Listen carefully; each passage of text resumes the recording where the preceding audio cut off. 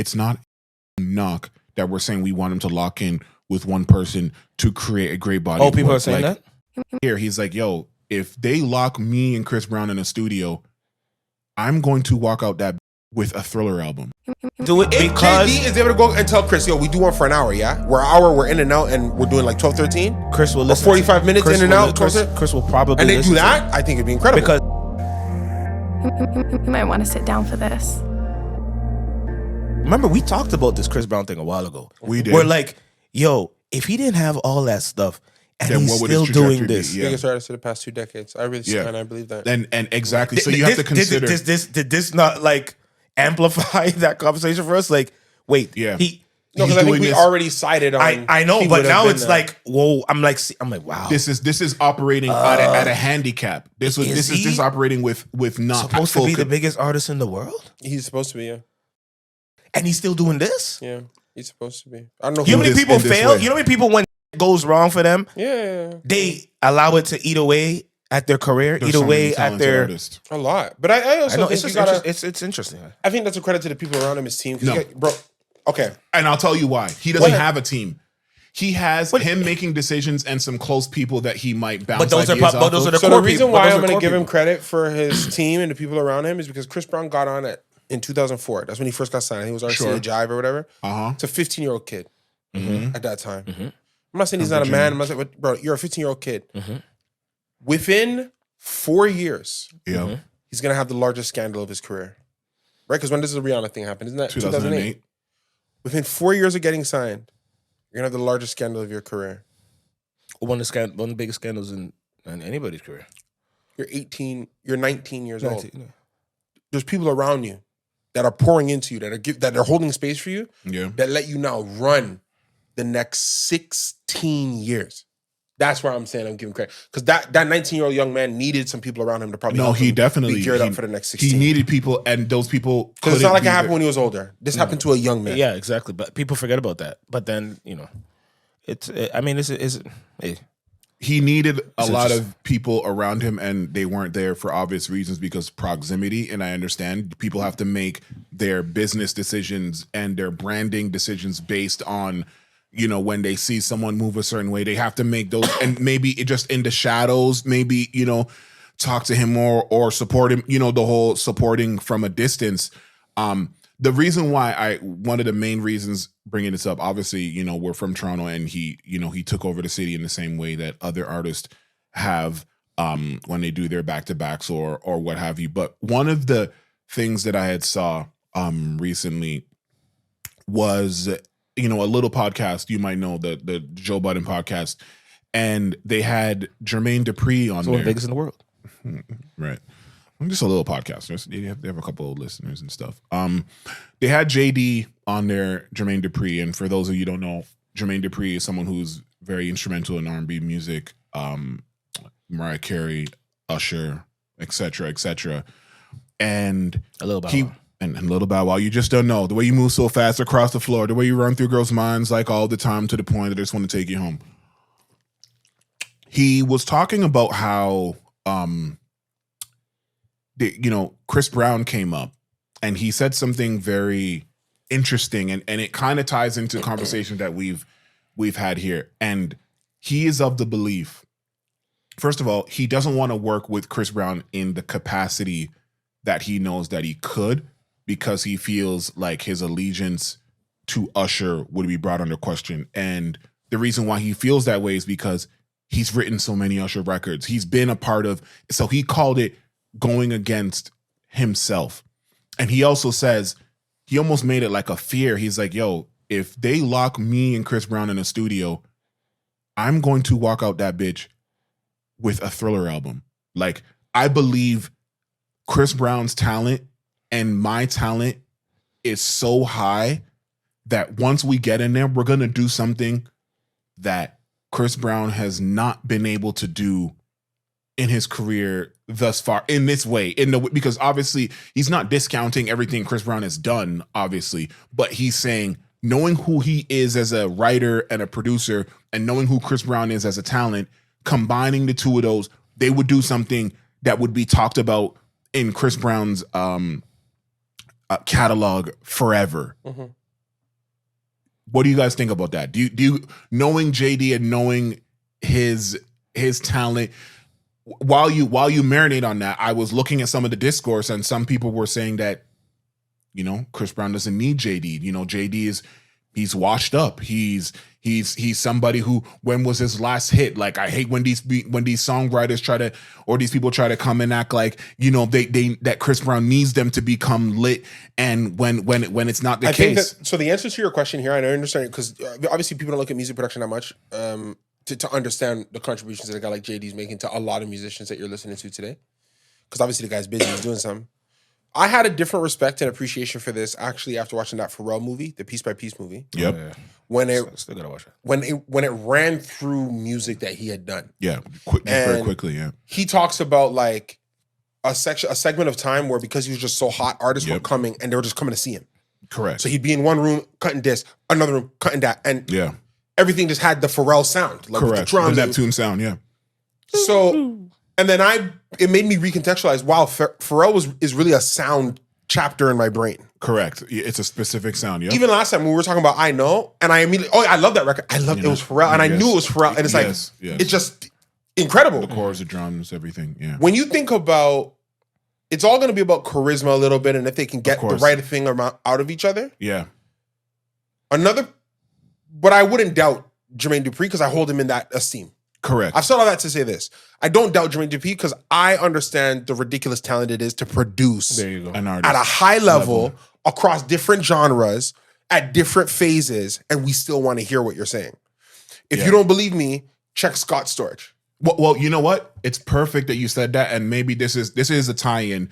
Billboard, they've been releasing a bunch of stuff lately, but one of the recent things that they released is the top producers of the 21st century in the context of the Billboard Hot 100. Okay. And this is the list. I'm going to go through it quickly. Yeah. I'll say the name of the person and then you'll know. Yep. So 25, Brian Michael Cox, who is JD's right-hand man, who Chris Brown would be ingratiated with in that context. We don't need to go through what he's done. 24, will.i.am, somebody who we talked about last episode. Yeah, but he's tripping when he said that shit still. Yeah.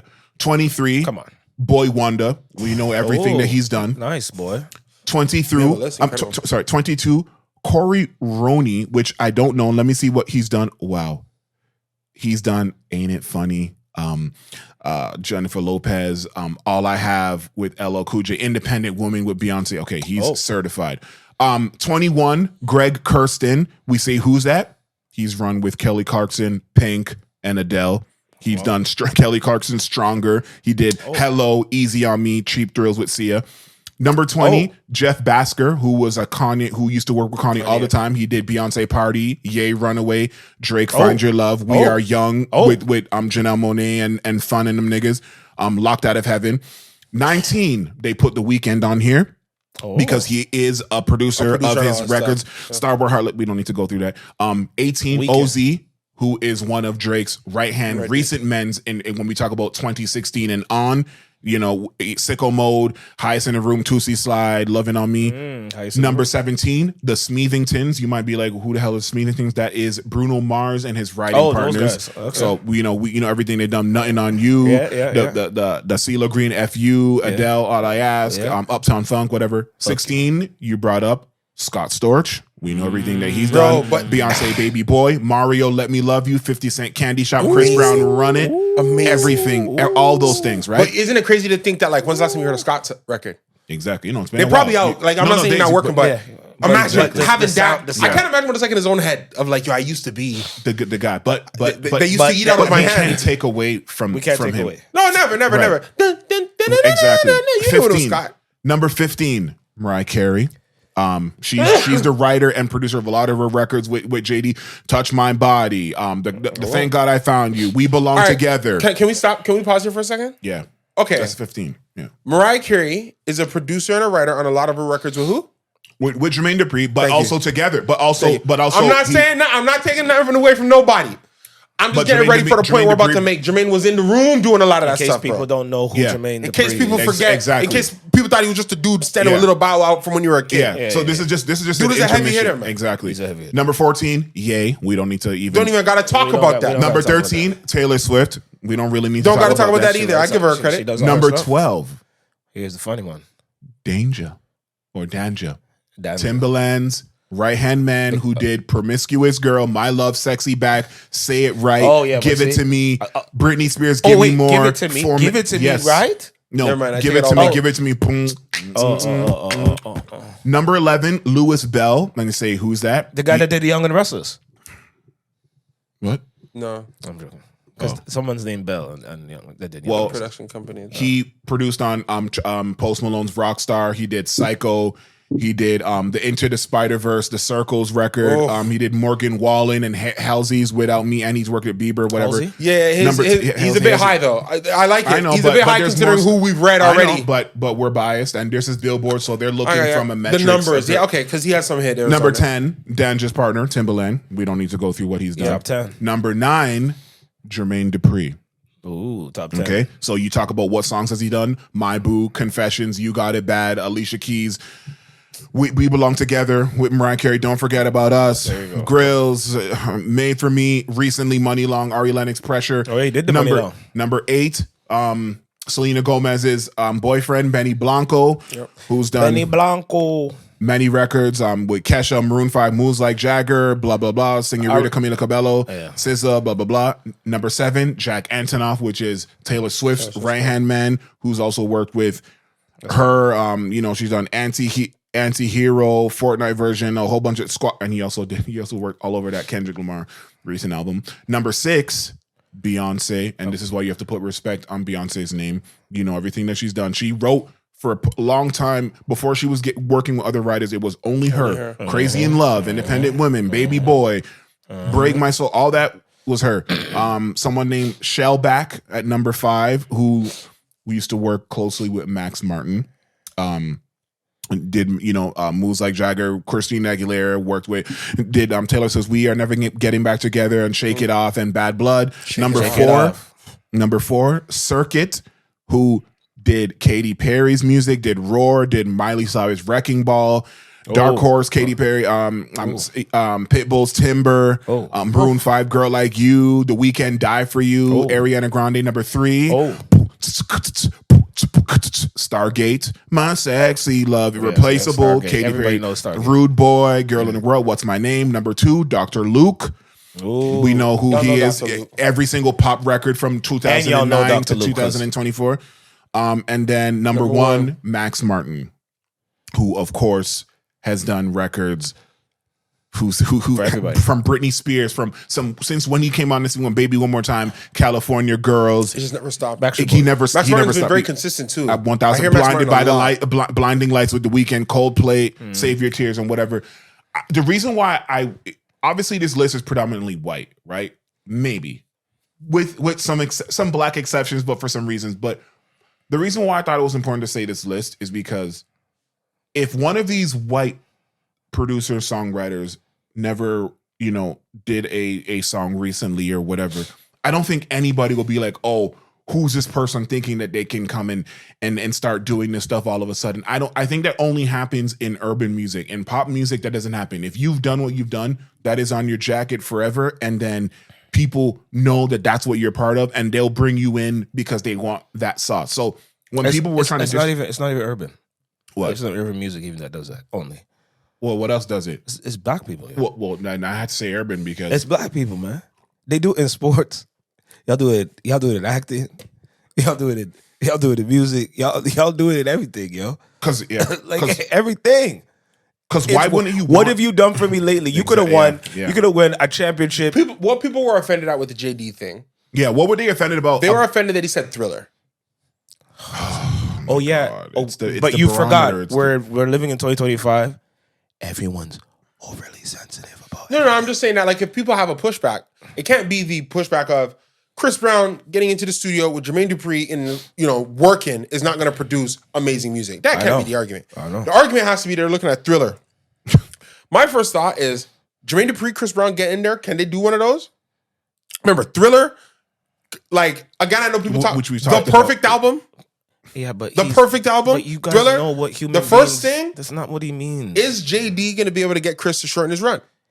But you know, but Yeah. that's Will they going to do be that? the difference. Yes. That's going to be the What- difference. that's between, the thing. He'll be able to do it If because JD is able to go and tell Chris, yo, we do one for an hour, yeah? We're in and out, and we're doing like 12, 13? Chris will Or listen. 45 minutes Chris in and will- out? Chris will probably And they listen do to that, him. I think it'd be incredible. Because his fans would get mad about that. Because Chris is going to leave a lot on the cutting room floor and then just release like one of those like packs after.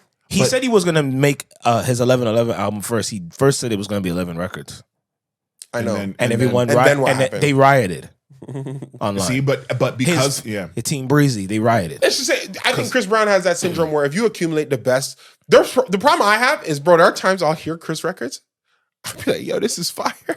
You're like, what fucking song is What this? song is this? What man? album is this? Yo, it was I know. an album from then. It's song number 27. You never heard He it? just Track makes fire. 48. He just Track makes 48. Yeah, Like, it's like he's just fire. What song is this? I don't know, but it's fire. I know producers that have produced records for Chris Brown that have not seen the light of day. So they haven't produced for him until the song eventually sees the light of day. Like, that's how deep his recording process is. wow. You understand? And not to say, because Michael Jackson would talk about that he record hundreds of songs for an album. But Yeah, a lot of it stays on the but cutting room floor. when it's time for the album, decisions are made. And that only happens when you have a team, when you have people who you trust outside of yourself, and when you put your trust in the music to represent you in a certain way. And that in the day of streaming and stuff like that, it's a very dangerous to say that this 9-track output, which is, the length of Thriller, is all I have to say about this specific subject and this specific direction. That is very scary, because if people don't like those 9 records, then you're screwed. So you are putting a lot of pressure on those records. But to be honest with you, I think that the music industry as a whole needs to get back to that. They need to start putting more pressure on the records and make you stand on the little bit instead of saying, here's a whole bunch of shit, pick what you like. Because that now starts this thing where it's like, That's made it hard for me to follow Chris over these past couple years. I don't have the time to run through these Chris projects, bro. I wait to see what's popping, and they're all great. But his core, and there's gems on there that are incredible. but his deep fans do. They do. And This is why he keeps doing it. Listen, if no, I agree, because I rinse a whole Drake, but I don't care how long that's going to be. If it doesn't work, he wouldn't do it. Exactly. But they keep. So it works, and they it keep helps pulling him back. Yeah, like that's I don't know what to tell y'all. Y'all that want artists to change when it's working for them. No, but all I know is I'd like. But I feel the same way about movies. I mean, Yeah. I love Christopher Nolan. But the movie's too long. I'm hearing rumors that the Odyssey's going to be, 5 hours. Bro, I'm hearing it's going to be a bit long. Yeah, I'm gonna watch it. I will. But, Will it have intermission? maybe. But the point is though, I 1000% would be here for it doesn't even have to be JD. How about that? It can be anybody. Chris Brown concise him down. I want to see a concise, concerted effort to quote unquote go for it. Yeah. Like that Holy Blindfold record of his that he just released. Powerful. Amazing record. That record that they're doing all the dance challenges to, Up You Rada, which samples Usher, which is JD.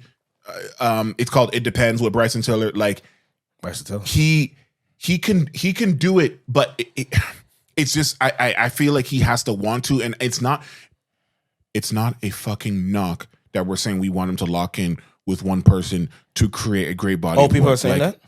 Yes. They think that him saying that he needs JD.